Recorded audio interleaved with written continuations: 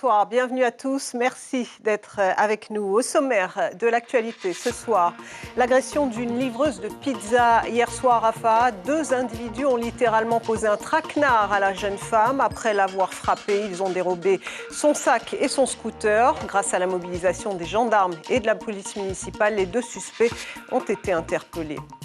Le marché de la location de véhicules en pleine expansion. 200 sociétés sont recensées en Polynésie. Aujourd'hui, les particuliers n'hésitent pas à se lancer dans ce marché juteux sur les réseaux sociaux. Une réussite due à des prix compétitifs, parfois sans caution.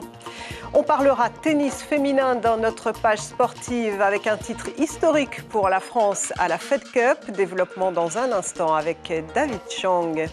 Ils ont été élus hier soir. Poerani et Tehoata sont les Miss et Mr Tatao de l'année 2019. L'élection première du genre à Tahiti clôturait la convention internationale. L'engouement du public pour ce type d'événement n'est plus approuvé.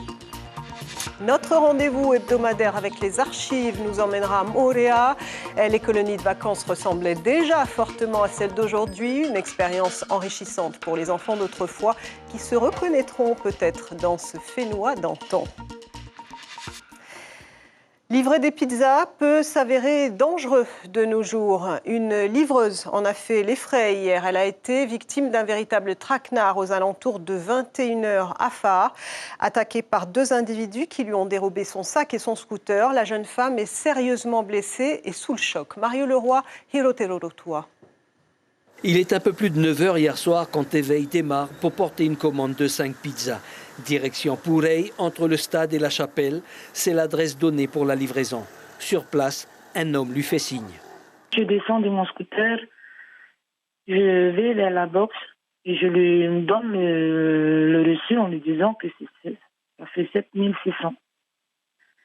Et il regardait le reçu, regardait les pizzas, et je voyais qu'il ne préparait pas l'argent, je trouvais ça bizarre. Et je lui ai posé la question, je lui ai demandé si c'était bien lui qui avait appelé pour les pizzas. Et c'est là que j'ai reçu le coup par l'arrière. C'est un complice, il a surgi derrière elle avec un bâton. Il a donné un coup dans la tête, direct quoi, bam. Et donc elle est tombée par terre.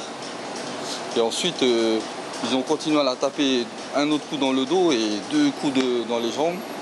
Du coup, elle était sous le choc, elle a crié au secours. Et ils ont vite arraché la sacoche et ils ont pris le scooter et ils se sont barrés. Donc un a piqué le scooter et l'autre il est parti en courant dans l'autre sens. Alerté par les cris de la jeune fille, un voisin sort de chez lui et vient lui porter secours. Ensemble, ils préviennent la pizzeria. Ses collègues se précipitent sur les lieux. Elle était par terre avec plein d'égratignures, avec même des hématomes. Elle nous a montré en fin de soirée. Et elle a été traumatisée, quoi. On peut dire qu'elle était traumatisée, elle tremblait et tout. Oui, allô, bonjour.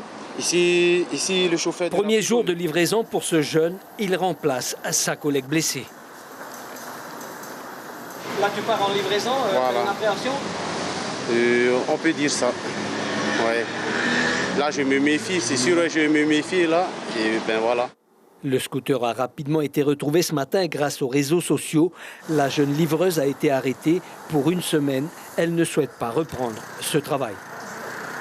Et dans l'après-midi, les auteurs présumés de cette agression ont été appréhendés. Ils sont placés en garde à vue. Le marché de la location de véhicules explose. 200 sociétés sont recensées en Polynésie. Aujourd'hui, certains particuliers n'hésitent pas à se lancer dans cette activité juteuse, notamment sur les réseaux sociaux. Une réussite due à des prix compétitifs, parfois sans caution. Ayata Tarahu, Patita Savea. Aujourd'hui, inutile de chercher bien loin pour trouver le véhicule de ses rêves. Sur les réseaux sociaux, le choix est à portée de clic. Ils sont patentés pour la plupart et en ont fait leur business, faisant ainsi un pied de nez aux plus vieilles enseignes.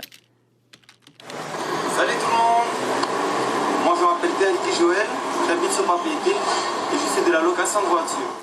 Joël Théariki a monté sa structure il y a tout juste 6 mois. En mai 2019, il se lance avec une seule voiture pour commencer. Aujourd'hui, elles sont 6 à composer son parc, son secret.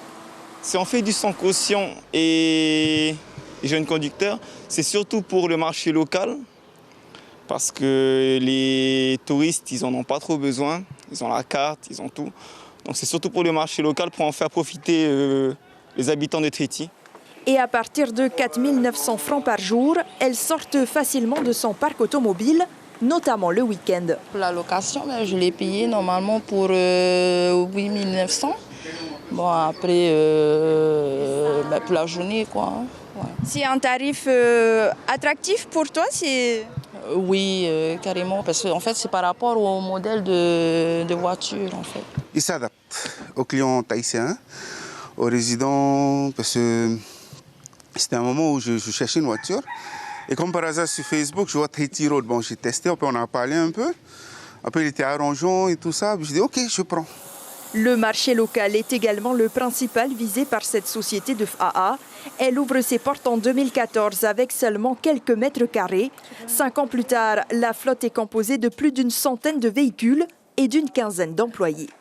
Il y a de la place à partir du moment où on est rigoureux dans la durée, où on a envie de travailler, y compris le dimanche, puisqu'on est là aujourd'hui. Et effectivement, il faut rester sérieux, il faut rester rigoureux dans la longueur et ne pas compter son temps ni son engagement. Cette activité est évidemment encadrée depuis 2014. Plusieurs règles sont à respecter, telles que l'affichage du macaron, entre autres. Il y a des véhicules qui doivent répondre à des spécificités. Tout d'abord, être âgés de moins de 5 ans. Donc il faut que ce soit des véhicules qui soient assez neufs et qui semestriellement sont contrôlés par les équipes de la direction des transports terrestres pour vérifier les organes de frein, les organes de sécurité qui permettent justement aux clients au final de bénéficier d'un véhicule qui soit conforme. C'est également grâce à des avantages fiscaux que ces structures se sont multipliées. Les loueurs bénéficient en effet de la défiscalisation métropolitaine à hauteur de 25% de la valeur hors taxe du véhicule en respectant quelques critères d'éligibilité. En Polynésie, 200 entreprises se partagent ce marché en plein essor grâce à plusieurs facteurs, à commencer par la hausse de la fréquentation touristique. Un touriste, pas comme les autres, il prépare le voyage officiel du président de la République. L'ancien ministre de l'Outre-mer, Dominique Perben, est actuellement en visite discrète en Polynésie. Un repérage avant la visite d'Emmanuel Macron prévue en avril 2020. Dominique Perben a rencontré quelques élus locaux, mais ni le programme du président ni la durée de sa visite ne sont arrêtés pour le moment. Les habitants des balcons de Punavainui sont inquiets. Ils redoutent l'effondrement pur et simple de leur immeuble en cause des fissures sur les rochers qui soutiennent l'édifice en contrebas. La résidence comprend 28 logements. Une centaine de personnes y habitent, dont beaucoup d'enfants. La commune réclame l'expertise d'un géotechnicien avant d'intervenir. Écoutez ces réactions recueillies par Florence O'Kelly. Si ça s'écroule, il y a ma famille ici, on est 10 là, ici, habités ici. Voilà un peu la peur. Si ce bâtiment-là s'effondre, là en bas il y a la route qui monte, qui est très fréquentée. En contrebas, il y a la résidence Manava. Un peu plus bas, il y a le temple des Adventistes. En contrebas encore, il y a l'école, il y a une école. Et il y a surtout la route aussi de ceinture qui est très fréquentée. Si jamais ça s'écroule, on ne saura jamais quand. Mais il y aura toujours un très gros risque et ça va faire des dégâts énormes. Une bonne nouvelle à présent, le petit Tamahere est bien arrivé en Nouvelle-Zélande où il a été accueilli par la communauté maori.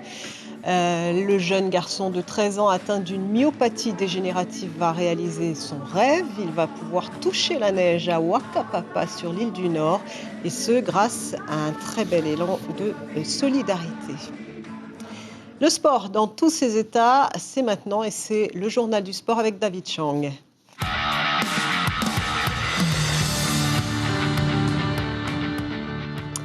David, on parle tennis féminin, un titre historique et inattendu. La France remporte la 3e Fed Cup de son histoire face à l'Australie après son succès lors du double décisif à Perth. Et les Françaises Kristina Mladenovic et Caroline Garcia ont d'abord lutté pour remporter un premier set accroché avant de surclasser leurs adversaires australiennes. Elles se sont imposées en 2 manches, regardez.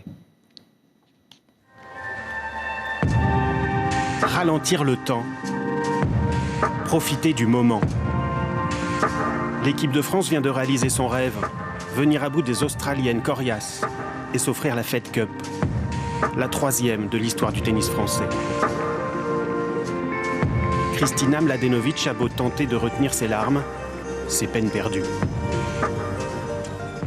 On a écrit l'histoire pour le tennis français, pour le sport français. Je suis juste comblée, heureuse, fière de tout notre groupe, de notre équipe. On a été une super équipe de la première rencontre de cette année à aujourd'hui. On a été tout ensemble, on a tout apporté des points. Et aujourd'hui, ça s'est vu, on a été toutes fortes. Julien Bento, en capitaine, a su rassembler les forces de ses joueuses. Faire taire les querelles entre elles. Le regard de Caroline Garcia en dit long, concentré, déterminé. L'autorité naturelle de Kristina Mladenovic s'impose. «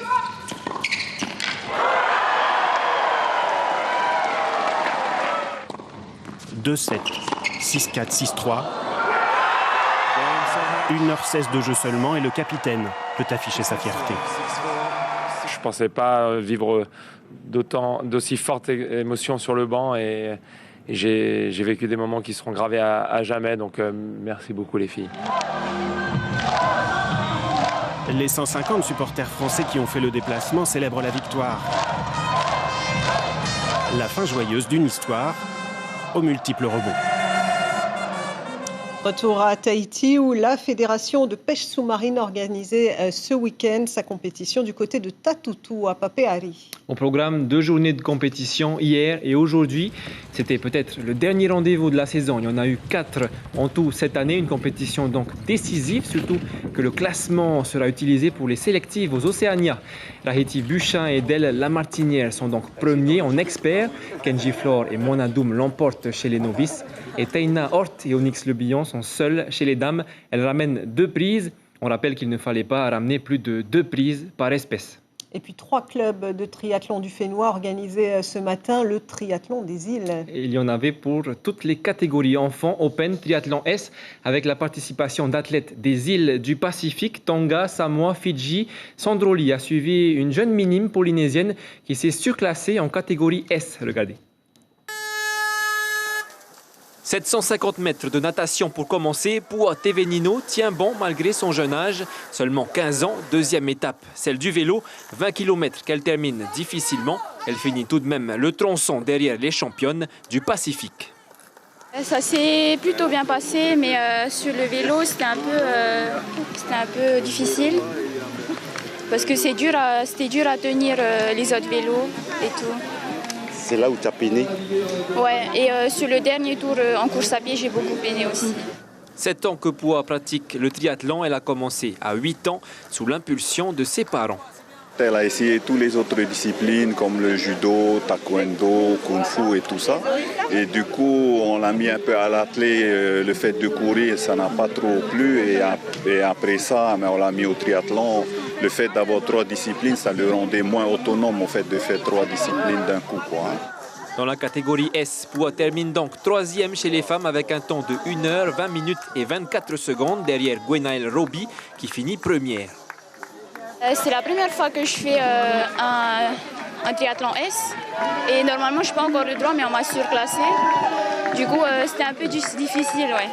Dans la catégorie des enfants des 6-7 ans, c'est Capono Lefebvre qui termine en tête. Le 30 novembre, la famille du triathlon local sera à Moorea en vue de créer une toute nouvelle compétition. Et puis du muscle avec ce grand rendez-vous du culturisme polynésien, le Tahiti Body Contest. Il aura lieu le 7 décembre à Paia. Tout à fait, du gros muscle en vue de préparer l'événement. Manu Buchin, préparateur physique et gérant d'une salle à Papeete, est aux petits soins avec ses athlètes. Il leur a préparé un programme sur mesure, une préparation de plusieurs mois et qui s'est intensifiée ces 2 dernières semaines. Le 7 décembre, il y aura des athlètes de métropole et aussi toutes les pointures locales de la discipline. Manu Buchin nous explique pourquoi au micro de Sandroli. Si nous avons mis en place cette compétition, c'est à cause de certaines règles que certaines fédérations ont mis en place, donc interdiction de participer à d'autres compétitions, tandis que nous prenons la liberté. Tout le monde peut venir participer à notre compétition, quelle que soit sa fédération, ils sont les bienvenus. Il y avait du taekwondo hier à Moorea avec le club Rotui. 160 compétiteurs, 120 combats des catégories critérium aux seniors, 12 clubs représentés. Au classement général, le club HVM de Fa'a l'emporte devant le Tairapu Taekwondo et le club Eimionui de Moorea. Chez les seniors, Manu Huatua est le grand vainqueur. Il avait remporté, on le rappelle, la médaille d'or aux Océania en juillet dernier. C'était à Samoa. Et puis la 10e et dernière course hippique avant la trêve, c'était cet après-midi, malgré un peu de pluie, David. Et oui, tout le monde est un peu fatigué après une longue saison de course, pas mal de blessures aussi. Alors il y avait à peine 5 ou 6 chevaux au départ de chaque épreuve. En ambre attelé, A, c'est Ideal Holiday qui l'emporte devant Waipipi Falcon et Mrs Zippy. C'est la 4e victoire de la saison pour son driver Jean-Pierre de Montluc. En ambre attelé B, c'est Mr Wunderbar qui l'emporte devant Women in League et Madame Secretary. On écoute Matahina Izal qui a mené son cheval à la victoire au micro de Florence O'Kelly. Ça fait 2 semaines qu'il est en forme, qu'il a envie de courir, il est content de courir. Donc, et puis là, il n'y avait plus qu'à retenir et puis à laisser aller puis pour aller à la victoire, quoi. Depuis le mois de mai, en fait, on entraîne. Donc tous les jours, on entraîne. Il n'y a pas de week-end, il n'y a pas de vacances. De temps en temps, on met 2-3 jours de repos après une course. Mais là, je pense que là, ils ont bien mérité d'aller en vacances aussi, eux. Et Caroline, avant ce repos bien mérité, il y avait aussi du trot attelé et du galop au programme de cet après-midi. De belles courses devant un public qui mêlait curieux et passionné. Écoutez ses réactions. Pour la première fois, on vient d'arriver sur Tahiti, alors on venait voir ce que ça donnait. Alors pour l'instant, qu'est-ce que vous en pensez ? C'est très sympa. On a perdu notre pari, mais bon, c'est très sympa quand même. C'est une bonne ambiance, c'est assez cool et en plus c'est un bon après-midi pour passer le dimanche. C'est sympathique, on se croirait un petit peu dans un temps révolu, on va dire. Votre petite fille vous a pas tellement laissé le choix aujourd'hui ? Exactement, j'étais obligée de venir et chaque fois qu'il y a des courses, c'est pareil. Alors nous ne parions pas souvent, mais elle adore les chevaux. C'est une passion déjà et après c'est venir voir les chevaux qui courent, faire des paris et puis vivre un peu cette expérience aussi parce que c'est comme si tu étais sur ton cheval, au final tu vis ça avec les jockeys et tout et c'est super. Et direction les Marquises avec cette compétition de tir ce week-end à Hivaoa. C'était la Coupe des clubs avec plus d'une trentaine de participants. Il y avait des compétiteurs de Moorea, Raiatea, Papeete et même Nouvelle-Calédonie. Certains venaient de loin parce que ce site est l'un des meilleurs du Pacifique. La première journée a été menée par l'équipe de Moorea, mais c'est finalement l'équipe de Papeete qui remporte la coupe. Marion Roumagne, président de la Ligue calédonienne de Baltrap, nous parle de son expérience au Whenua. On l'écoute. Je pense monter une équipe de Calédonie pour le prochain championnat de Polynésie et venir concourir avec des gars formidables parce que avant tout c'est des copains. On se tire la bourre sur les pas de tir, mais avant tout c'est l'amitié qui est entre nous et puis tout, quoi. C'est ça qu'on recherche en fait. La compétition, c'est à mon avis secondaire. On vient pour gagner, bien sûr, on vient pour battre les Polynésiens, les Marquisiens, mais après c'est l'accueil qui nous a fait plaisir et puis j'ai passé une semaine merveilleuse en tous les cas. Et on a hâte de les revoir au Whenua. Et voilà Caroline pour le sport de ce week-end. La semaine prochaine, je serai là pour parler de la rencontre Vénus-Besançon en football pour le 7e tour de la Coupe de France. Il y aura également du Va'a et de la course à pied. On sera au rendez-vous. Merci beaucoup David Chang. Merci.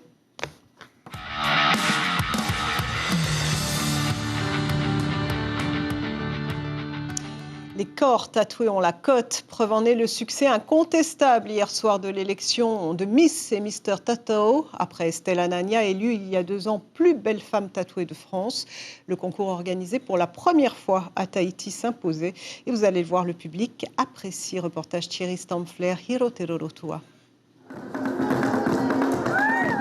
5 femmes et 4 hommes étaient en lice pour conquérir les premiers titres de Mr et Miss Tatoo.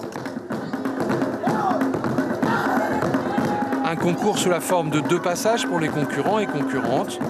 Le premier en maillot, afin de dévoiler au mieux les tatouages.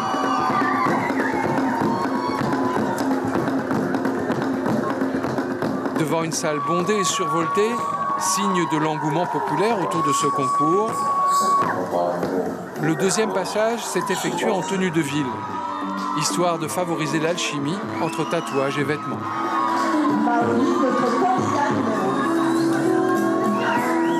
Côté Baïné, le jury a récompensé 4 des 5 concurrentes. Preuve d'une discussion serrée, c'est finalement Puerani qui l'emporte. Je pense que le charisme est très important, le tatou avant tout, l'histoire du tatou. Et moi, je compte le représenter dans le monde entier. Prochain tatouage, il reste la ceinture et les fesses. Côté masculin, Théoata, le lauréat, a voulu d'abord associer son tatoueur à ce titre. Tout d'abord, mon tatoueur, Philippe Aoukara, qui a conçu ce Patoutiki. Alors, mon projet de tatouage, c'est de continuer dans ma lancée et peut-être viser Mister France. Ces 2 vainqueurs ne cachent pas leurs ambitions et iront défier en France les autres candidats aux titres nationaux. Il y a 2 ans, Estelle Anania avait été élue plus belle femme tatouée de France avant de participer au concours mondial en 2018. Encore un saut par les Marquises et plus précisément sur l'île de Wapo. Là-bas, certains élèves pensionnaires ne rentrent pas chez eux le week-end. Depuis la rentrée scolaire, le dispositif Week-end en internat permet leur prise en charge. Mario Leroy avec Lionel Teha Moana. De la danse, des jeux, du sport et des études. Ou comment occuper ses week-ends quand on est à l'internat. C'est excellent pour nous qui sommes restés le premier week-end parce qu'on nous propose des activités sportives comme par exemple la randonnée, les jeux de plage, les parades prisonniers. En manque de correspondants ou habitant dans les vallées éloignées, les élèves sont pris en charge par des animateurs de l'île. On propose des jeux plus sportifs, des randonnées, des petits jeux, des danses, des expressions corporelles et des relais.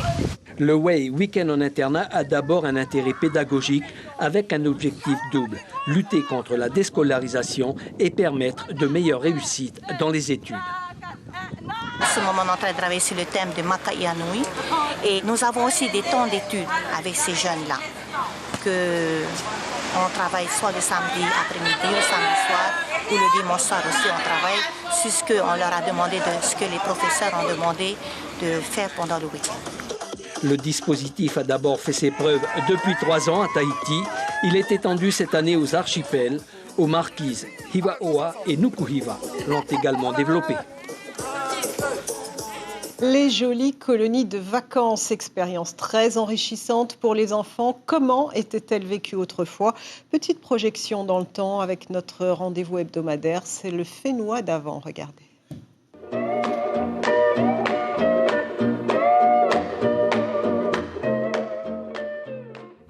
Faire vivre une expérience était le but de ce projet pédagogique et près de 70 enfants de milieux différents avaient choisi d'y goûter.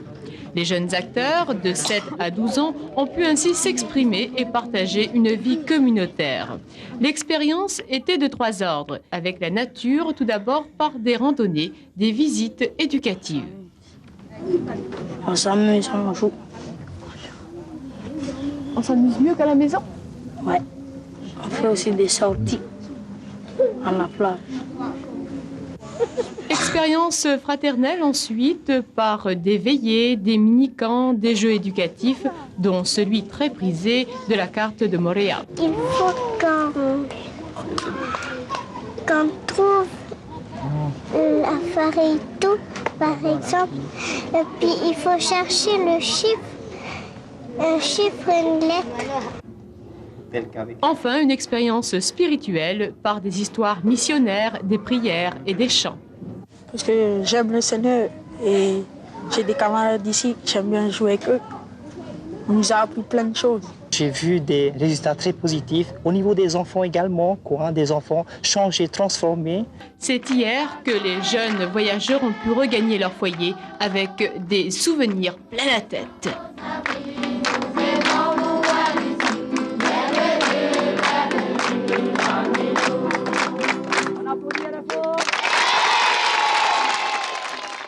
Quelques rendez-vous d'actualité à noter pour la semaine à venir. Mardi, l'ouverture du procès en appel du crash d'Hermo Orea. Mercredi, la journée hôpital sans tabac, ce sera au CHPF. Et puis samedi, la rencontre à AS Vénus Racing Besançon comptant pour la Coupe de France de football. Ça se passe au stade Pater. Une information à retenir ce soir, l'agression d'une livreuse de pizza hier soir à Fa. 2 individus ont littéralement posé un traquenard à la jeune femme. Après l'avoir frappée, ils ont dérobé son sac et son scooter. Grâce à la mobilisation des gendarmes et de la police municipale, les 2 suspects ont été interpellés. Fin de ce journal, merci de votre fidélité. Demain soir, vous retrouverez Ayata Tarahou. Très belle soirée.